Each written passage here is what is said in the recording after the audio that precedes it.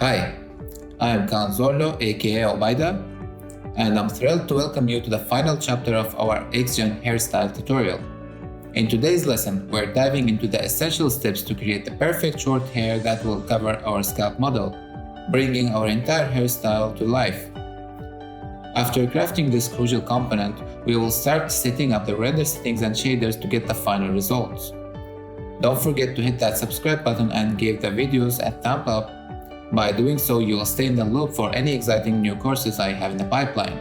Let's wrap up this course in style. First of all, let's start by cleaning our scene. I'll select all the lights in the scene and the camera and group them under one group. I will call this group as ENV as a shortcut for environment.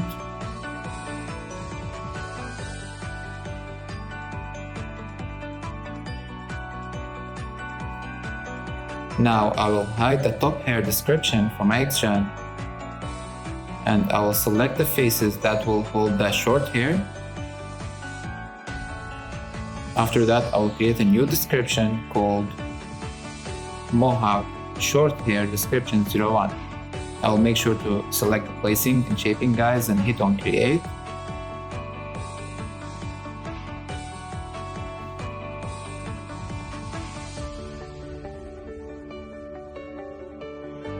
I'll turn back my hair proxy layer just to see where I will add our guides. And now I will just start by placing the guides just in the shape that I have in the reference on the left corner. As you can see, copy and paste the shape as well is a really important process. This will help me add all these guides in a really quick time.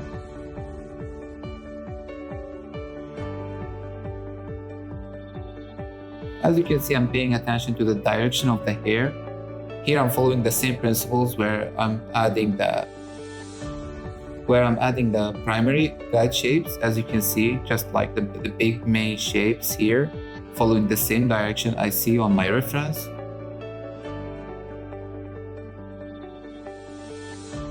And just shaping these short guides just to give me the shape and the flow I'm looking for.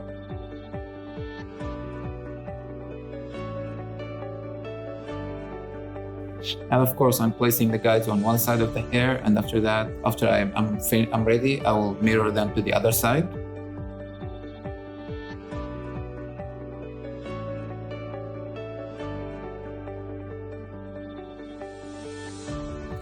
As you can see, placing some guides on the back side as well.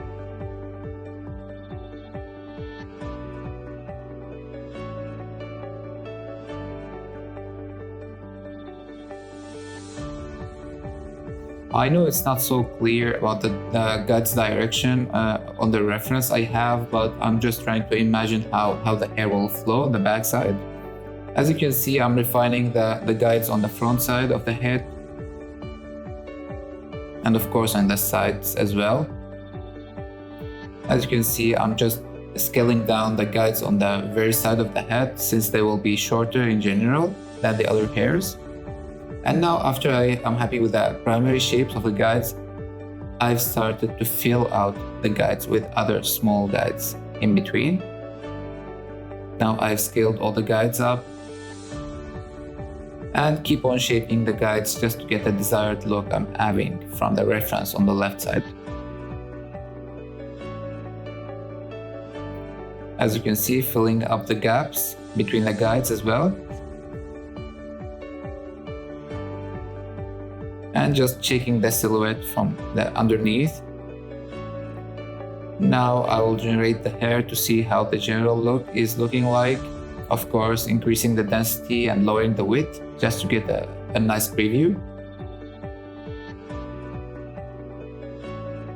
And now I will select all the guides and mirror them to the other side. Now I need to fill the center part as well.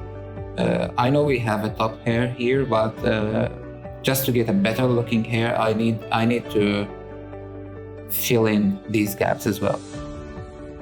The middle part of the head is really important as well. It will be hidden under the top hair, but it will affect the general look of the hair we have.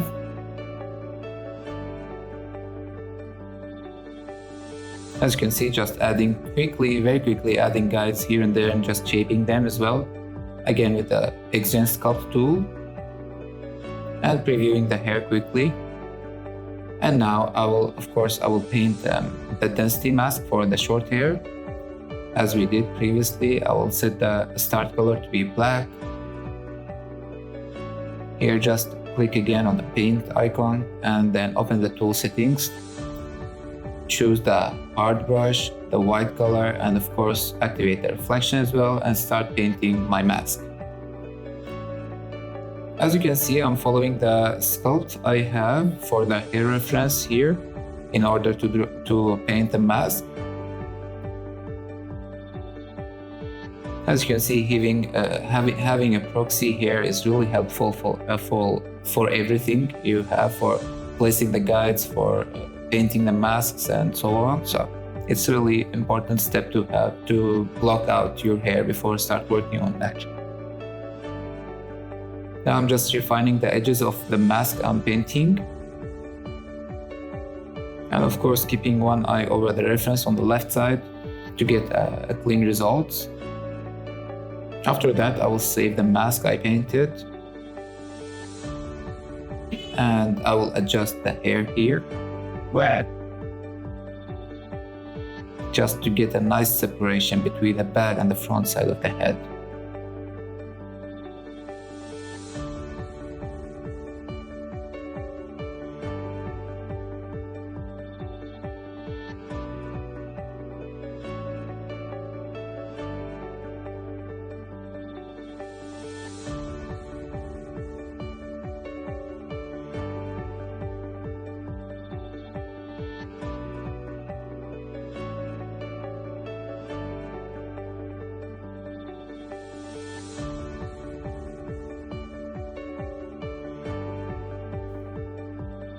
I'll just refine the shapes of the guides I have on the side of the head, just to make it look good when looking at it from the front side. As you can see, I don't want to see like a floating hair on the front side, so just adjusting the side guides. And then I'll start by adding a clump modifier, generate a map, a density map. Alright, a 6 maybe is enough, and then click on generate and then save to save the clump map here. It is a really good start. Now what I'm gonna randomize the clump as well, just as we did in the previous lessons. As you can see, randomize, and inside I'll choose between like 0.5 to 1. And here I will increase the density of the clump modifier. As you can see, I'll adjust the length as well, since the guides already were too long for me.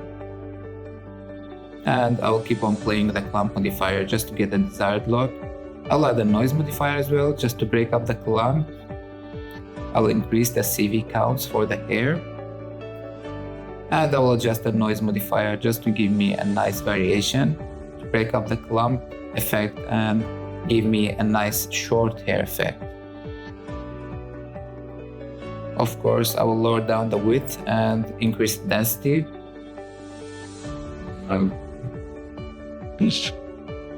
And adjust the taper and the taper start radius as well. Here I'll keep on working on the length as well until I get what I'm looking for. And of course, I will adjust the mask, the density mask here. I want to blur up the edges because I want to have a seamless transition between the scalp and the hair itself. So from the brush settings, from the tool settings, I'll choose blur, and as you can see, just blurring out the edges. This will be really helpful to give the smooth transition between the hair and the head. As you can see, just holding down shift on the brush as well will activate the blur. So just blurring out the edges here and there, just to get this nice smooth transition.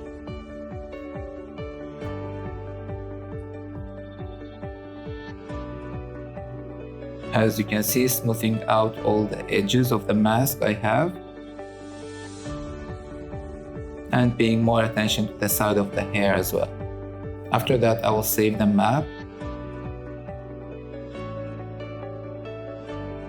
I will copy the path of the mask and I will paste it inside the length expression as well, because I want the hair to be shorter on the edge of the hairstyle. So what XGEN will do here, it will take the mask that I have painted for the density, and it will use it. It will use the blur value to make the hair shorter on the edge and longer on the hair itself. What I want to do here is to introduce a B variation as well. Just make it as a slider, just a normal value. This will allow me to adjust the length even if I have a mask turned on. As you can see, the variable A will go for the mask I have created, the variable B will go for the slider, and then just writing a really simple expression like variable A multiplied by variable B, and now you can adjust the variable B, the length, while using the mask as well without breaking it. This is a really helpful technique. Now I will adjust the clump modifier as well. I will copy the same expression I used for the length and I will paste it inside the noise as well. This will help me to smooth out the edge of the hairstyle. As you can see, I will get little noise on the edge and more noise inside the hair itself. So now I will turn on the top hair as well. I will turn on the preview to see how it's looking like with the short hair I have. Good. And I will just adjust the noise modifier as well, just to give me what I'm looking for. I'll add the cap modifier just to give it a natural ending on the tips of the hair.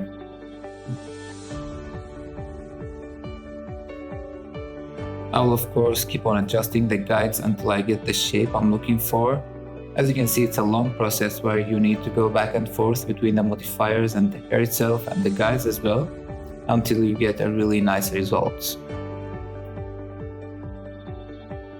Here I'm previewing my hair from all the angles, rotating my camera to see it from all the angles, to see if I have any problems, to see how the hairstyle looking like.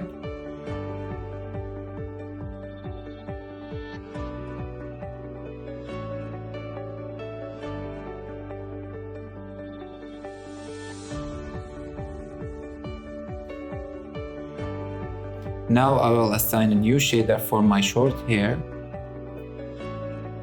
Clean up the hypershade and just turn on the environment group and give myself an initial render just to see how the default hair is looking like. As you see, we have a broken results. That's because we need to choose the Arnold renderer from the preview tab, unpreview and re-preview the hair again, and now I will update the render. And now you can see the initial results are really looking very good. I'm really happy with the very first render we have now. Now I'll adjust the length, I will make them a little longer, and I will make the noise modifier just a bit stronger by adjusting the magnitude. As you can see, I like to keep screenshots whenever I make render here, just to compare it to the previous render. Now I see that I have a gap in the hair where I'm going to add new guides there just to fill in the gap. As you can see, just quickly adding guides here and there just inside to fill the gaps, so I get more hair density in this area. And I will shape the hair that is really close to the top hair. I will shape them in the same direction just to make a smooth transition between the short and the long hair I have.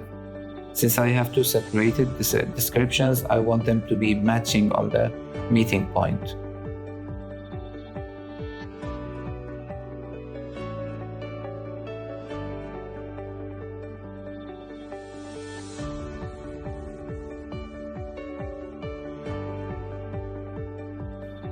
As you can see, adjusting the guides inside the top hair as well, because it will affect the hair on the side as well. So just adjusting them, just raising them to slightly match the top hair I have, and filling in the gaps as well if I find any holes.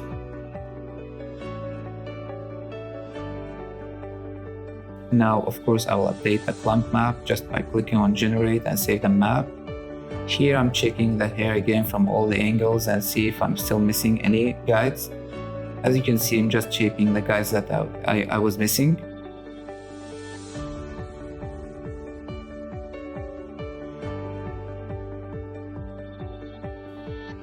Keep on adding the guides here and there just to make sure that I'm not having any gaps. Now regenerate the clump map and let's check our render after this fixing. Okay, I'm not getting really good results, so I will just update the hair again, turn off the preview and preview it again and just send it back to Arnold. Now I'm having this annoying gap on this part of the hair where I'm gonna adjust the guides.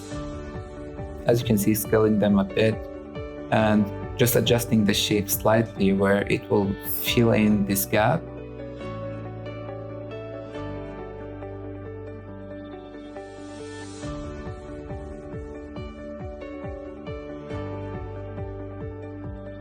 Still, it's looking a bit better, but I'm still thinking like I can get a better result, of course. So what I'm gonna do here, I'll just select the guides that are underneath the top hair and just scale them up. This will give me a better transition, of course. Now I'll re-render and see if this helped me.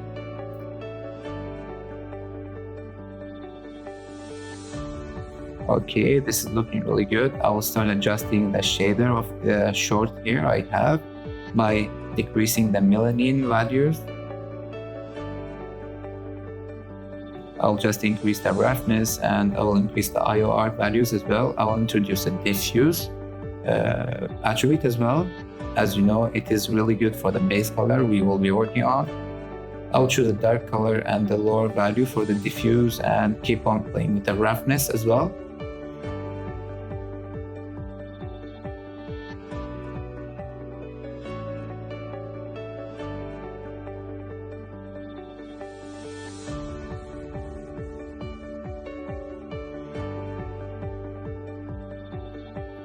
Here I want to check the ramp we already attached in the previous lesson to the top hair. I want to see like the transition from between the root and the tip.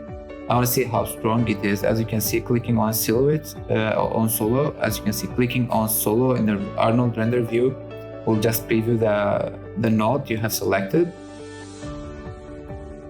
Now I will add a new blend color. I will pick up the color I had and assign the ramp to the diffuse color as well, just to get a darker color on the root as well. Here I'm checking the hair with all the values changing, like I'm turning off the transmission tint at the secondary specular just to see how the hair is looking like on the diffuse itself.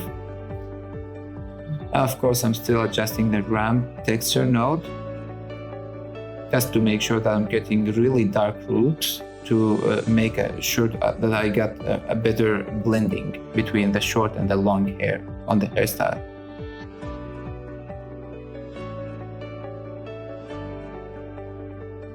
Now I'll adjust the shader for the short hair. As you see, I'm just changing the specular, just cranking up the roughness since it is a really short hair. I don't want it to be so glossy. And here I'm just adjusting those tiny guides on the back the side of the hair just to make a better transition again. As you can see, when having two separated descriptions, it can be a really complicated process where you really need to pay attention to the connection point.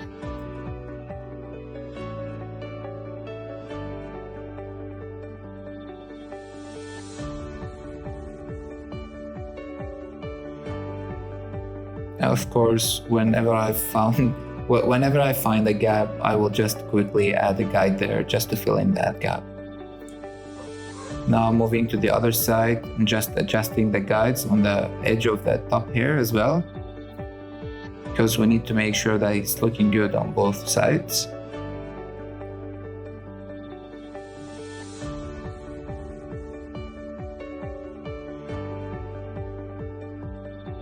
And of course, again, adding guides in between the gaps we have. Now I'll regenerate the clump map. Adjust the noise modifier. I'll increase the magnitude to 1.5 and I will play around with the frequency attribute as well.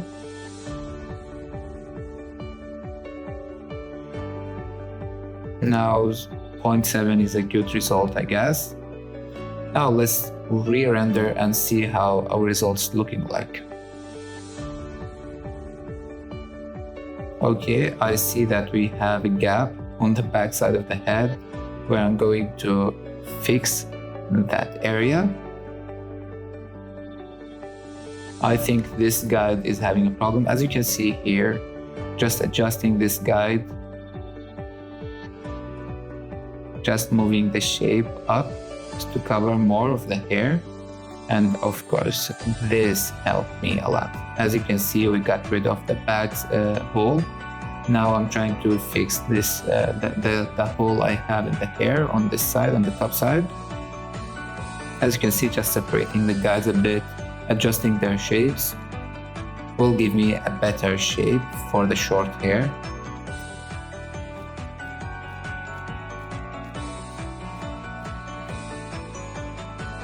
Okay guys, I think we've already got a really great results.